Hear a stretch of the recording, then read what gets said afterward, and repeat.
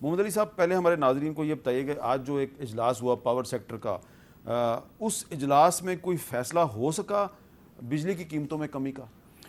आज के इजलास का मकसद फ़ैसला करना बिजली की कीमतों का नहीं था। प्राइम मिनिस्टर साहब ने ब्रीफिंग ली थी पूरे पावर सेक्टर के ऊपर और ये कल भी कंटिन्यू होगी। सेकेंडली, उन्होंने तमाम मिनिस्ट्रीज़ को including power and petroleum targets दिए हैं इंटरिम गवर्नमेंट के अंदर क्या काम करना है, तो उसका मकसद ये था। अच्छा, तो आपको क्या लग रहा है कि आने वाले दिनों में निगरान हुकूमत बिजली की कीमतों में कोई कमी कर सकेगी? बिजली की कीमतों में विंटर के अंदर हमारा प्रोग्राम है कि हम इंडस्ट्री को जो इंक्रीमेंटल यूज़ होगा कंपेयर टू प्रीवियस ईयर, उसके ऊपर हम लोअर रेट पे बिजली देंगे और विंटर के अंदर एक नया टैरिफ लाएंगे फॉर द इंडस्ट्री। लेकिन इसके अलावा जब तक पेट्रोल की प्राइसेस अगर नीचे नहीं आती हैं और यूएस डॉलर कंट्रोल में नहीं आता है, तो उससे पहले प्राइसेस का रिडक्शन मुश्किल होगा। जब तक यूएस डॉलर कंट्रोल में नहीं आता है तो बिजली की कीमत में कमी करना मुश्किल है। अच्छा जी, मुश्ताक अहमद खान साहब, आपने गुफ्तगू सुनी मोहम्मद अली साहब की, तो आपने एक फार्मूला पेश किया है कि बिजली की कीमतों में कैसे कमी हो सकती है। ज़रा मुख्तसरन पहले वो फार्मूला बता दें हमें, ताकि फिर हम मोहम्मद अली साहब से उस पर बात करें। बिस्मिल्लाहिर्रहमानिर्रहीम। बहुत शुक्रिया हामिद मीर साहब। एक तो यह है कि जो पावर सेक्टर का इशू है वो तो उस वक्त हल होगा जब 20% बिजली हम ज़ाया कर रहे हैं, 4.5 बिलियन डॉलर का, जिसमें पुअर इंफ्रास्ट्रक्चर है, बिजली की चोरी है, एफिशिएंसी इश्यूज़ हैं और मुफ्त बिजली है। जब तक हम इस मसले को हल नहीं करेंगे और उसके साथ साथ IPPs के जो एग्रीमेंट्स है उसको रिव्यू नहीं करेंगे, मुस्तकिल हाल तो यही है। लेकिन जहाँ फौरी तौर पर जो इस वक्त पूरे मुल्क के अंदर एक बहरान है, शदीद बहरान है, आवाम तकलीफ में है, तो उसके लिए मैंने एक फार्मूला पेश कर दिया है और वो ये है कि देखें, जो आपके लाइफ लाइन कंज्यूमर है इनका हद 200 यूनिट है। अगर इस 200 यूनिट हद को हम 300 यूनिट पे ले जाएं, जिसमें प्रोटेक्टेड और अनप्रोटेक्टेड दोनों शामिल हैं, तो ये 326 अरब रुपए इसके ऊपर खर्च आएंगे। और इस वक्त जो हमारे डोमेस्टिक कंज्यूमर हैं वो 2 करोड़ 80 लाख हैं। 87% डोमेस्टिक कंज्यूमर इससे मुस्तफीद होंगे, जो 2 करोड़ 43 लाख लोग होंगे। तो गोया आपका मसला तकरीबन हल हो जाएगा। अब इशू यह है कि 326 अरब रुपए कहां से आएंगे, तो वो उसके लिए IMF के पास जाने की जरूरत नहीं है। आपका जो बजट है, डिफेंस बजट, उसमें 1815 अरब रुपए डिफेंस का है, 12 अरब रुपए कैंटोनमेंट के स्कूल्स का है और 563 अरब रुपए पेंशन का है। कुल तकरीबन 2400 अरब रुपए, 2400 अरब रुपए डिफेंस बजट है। आपका जो प्रोविंशियल PSDP है वो 1560 अरब है। आपका जो फेडरल PSDP है वो 1100 है। ये तकरीबन 2500 अरब रुपए ये भी बन जाता है। मिनिस्टर साहब को इल्म होगा, एक कंटेंजेंट लाइबिलिटीज और मिसलेनियस के मद में SOEs के खसारों के लिए 350 अरब रुपए रखे गए हैं। अच्छा। तो मेरा फार्मूला यह है कि आप डिफेंस बजट के 2400 अरब से 100 अरब ले ले, प्रोविंशियल और फेडरल PSDP जिसके ऊपर इलेक्शन कमीशन ने पाबंदी लगाई कि कोई तरक्याती प्रोजेक्ट्स नहीं होंगे, तो वैसे ही फ्रीज हो गए हैं।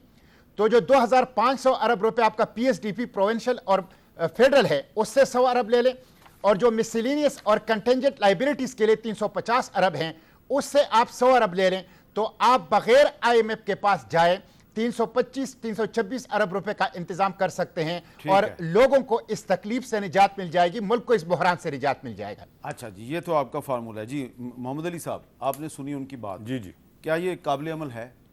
जी, काबिल अमल नहीं है। इसकी वजूहत मैं बता देता हूँ आपको। सेनेटर साहब ने 2-3 बातें कही।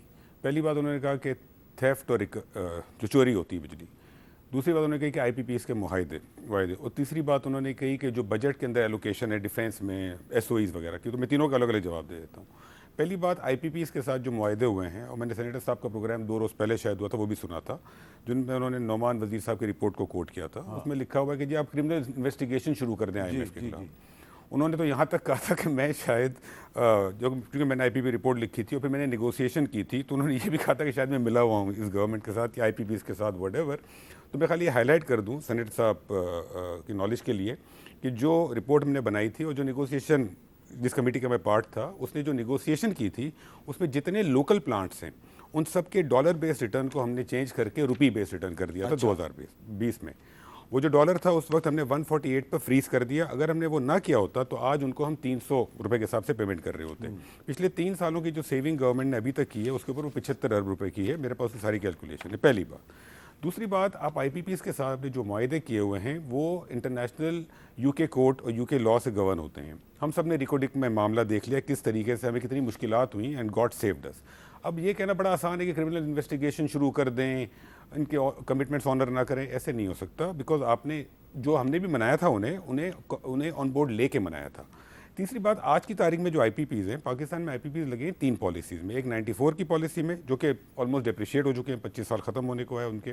2002 की पॉलिसी में जिसके अंदर उनका सारा डेट पे हो चुका है, और 2012 की पॉलिसी में, और तीसरा 2015 की पॉलिसी में। और 2015 की पॉलिसी में जो प्रोजेक्ट्स हैं वो ज़्यादातर इंटरनेशनल इन्वेस्टमेंट से लगे।